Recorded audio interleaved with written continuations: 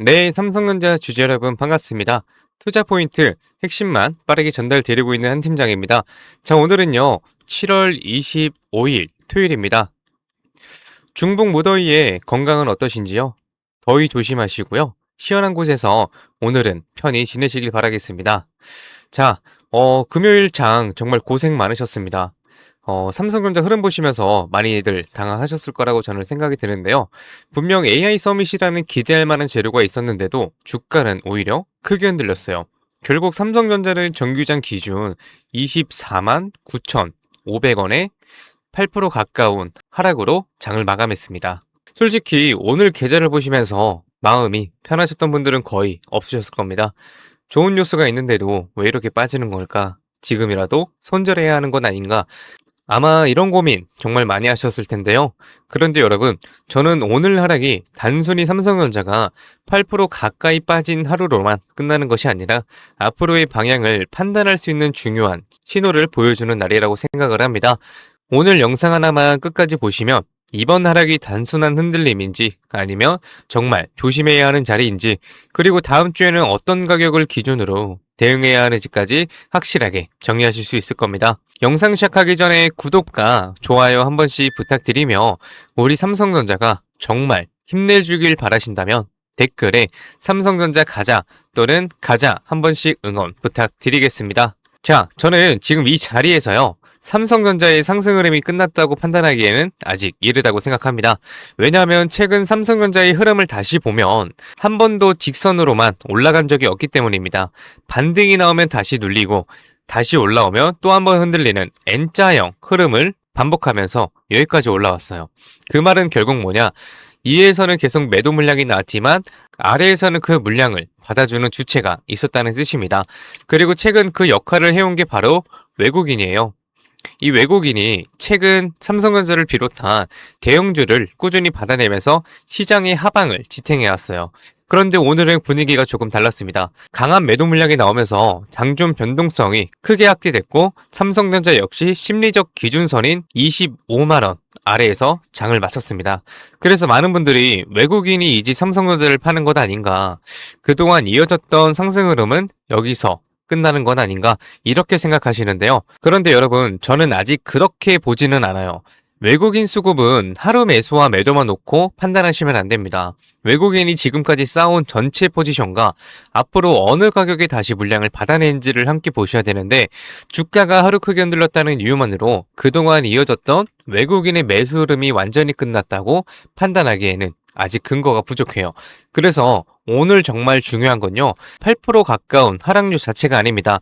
외국인이 이번 하락에서도 현재 가격을 기회를 보고 다시 물량을 받아내는지 아니면 실제로 방향을 바꾸고 보유 물량을 정리하기 시작하는지를 확인하는 것이 훨씬 중요합니다. 그 차이가 다음 주 삼성전자의 방향을 결정할 가능성이 높아요. 그렇다면 오늘 삼성전자는 왜 이렇게 크게 흔들렸을까요? 이번 하락의 가장 큰 원인은요, 삼성전자의 내부보다는 시장 전체에 위험 회피 심리가 있었습니다. 종록 리스크가 다시 확대되면서 국제 유가 상승에 대한 부담도 커졌고 미국 장기금리 역시 높은 수준을 이어가고 있습니다.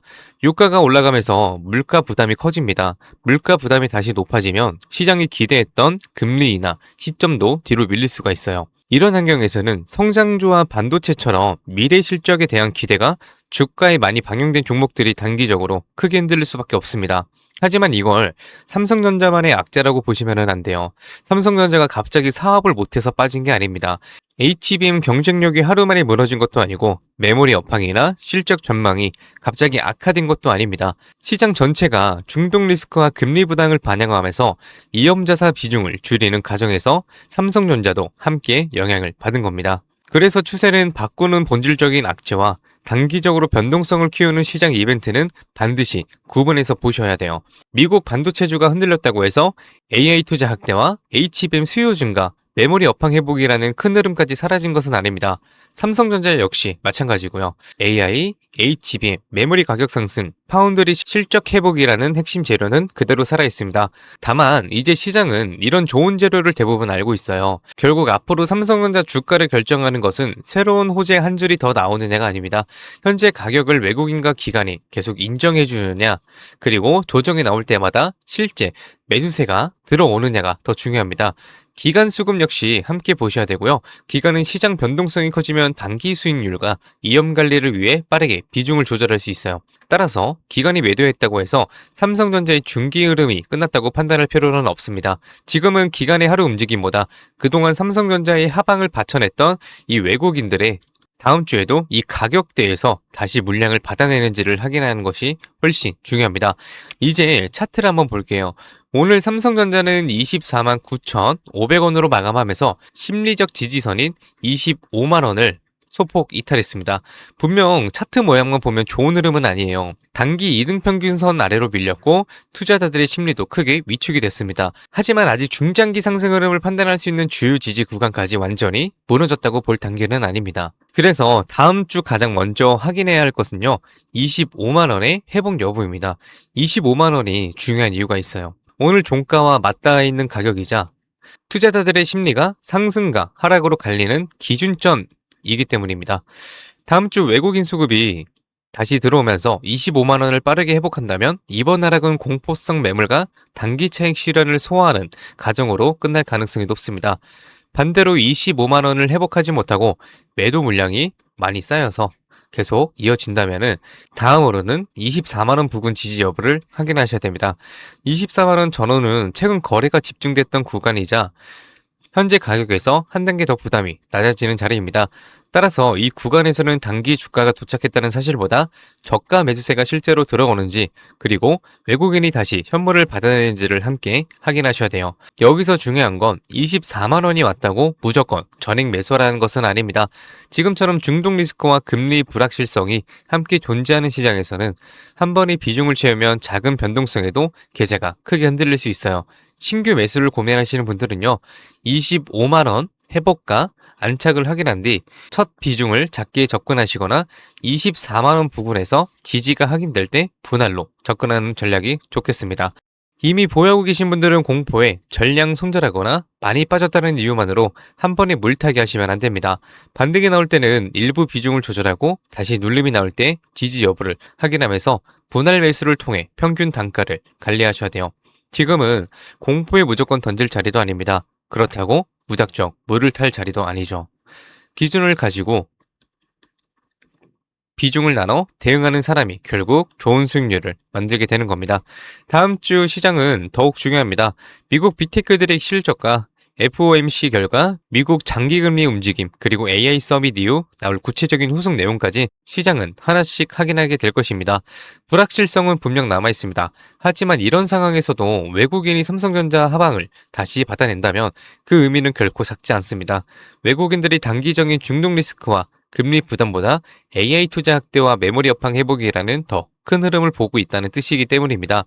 자, 정리하겠습니다. 오늘 삼성전자는 29만 4,500원, 8% 가까운 하락을 마감했습니다. 분명 심리적으로 크게 흔들릴 만한 하락이었어요. 하지만 오늘 정말 중요한 거 마이너스 7.59%라는 숫자 하나가 아닙니다. 다음 주 삼성전자가 25만 원을 다시 회복하는지, 24만 원 부근에서 지지력이 확인되는지, 그리고 그 무엇보다 외국인이 이 가격에서 다시 물량을 받아내는지가 핵심입니다. 지금은 공포에 던질 자리도 아니고요, 많이 빠졌다는 이유로 전액 물타기 할 자리도 아닙니다. 박스권 고점에서 일부 비중을 조절하고요, 눌림 구간에서는 지지를 확인한 뒤 분할로 평단가를 관리하는 전략이 결국 수익률의 차이를 만들게 됩니다. 변동성은 위기처럼 보이지만 기준을 가지고 대응하는 투자자들에게는 오히려 기회가 될 수도 있어요. 하루 급락의 심리가 흔들리더라도 AI와 반도체 업황의 우상향 흐름까지 하루 만에 사라진 것은 아닙니다. 같은 삼성전자를 보유하고 있어도요, 어떻게 대응하냐에 따라 결과는 완전히 달라집니다. 뉴스와 외국인 수급이 장중 빠르게 변하는 시장이기 때문에 지금은 무엇보다 실시간 대응이 가장 중요합니다. 이 변동성에 흔들리지 마시고요, 오히려 기회로 활용할 수 있도록 제가 도와드리겠습니다. 우리 삼성전자의 흐름 끝까지 함께 하겠습니다. 네, 좋습니다. 그럼 이렇게 말씀하시는 분들도 있어요. 올라갈 때까지 안 팔고 그냥 들고 있으면 안 돼. 될까요? 안 됩니다. 왜냐면요. 우리는 개인이잖아요. 솔직히 자금이 어떻습니까? 굉장히 한정적이에요. 그래서 우리가 막 몇백억, 몇천억 이런 자산가들은 아니잖아요. 그래서 우리가 이 돈 많은 이 세력들 그리고 이 외인들 상대하기 위해서는요. 반드시 이들의 의도를 파악을 해야지만 돈을 벌 수가 있다. 아무리 좋은 종목이라고 해도요. 매일 오르기만 할 수가 있겠습니까? 그렇지 않기 때문에 이 세력들도 항상 주가의 상승과 하락을 이용해서 신고가를 만드는 거거든요.